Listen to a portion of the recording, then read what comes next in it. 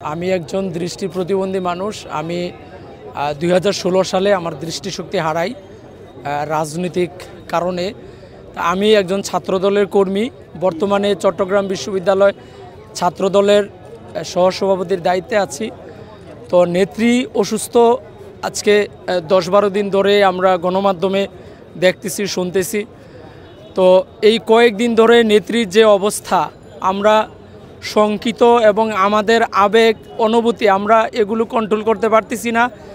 কারণ এই বাংলাদেশের যে আপোষহীন সংগ্রাম, একজন ব্যক্তি নির্যাতিত নিপীড়িত হওয়ার পরেও আপোষহীনভাবে কিভাবে মাথা উঁচু করে দাঁড়াতে হয়, সেটা আমাদের এই নেত্রীর কাছ থেকে আমরা শিখেছি।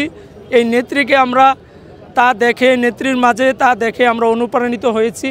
তো আমরা যারা বিগত ফেসিবাদী সরকারের বিভিন্ন নির্যাতন নিপীড়নের শিকার হয়েও কোটি কোটি কর্মীরা, লক্ষ লক্ষ কর্মীরা হামলা মামলার শিকার হয়েও শুধুমাত্র এই নেত্রীর দিক নির্দেশনায় আমরা মাঠে ছিলাম, আমরা দলের সাথে ছিলাম।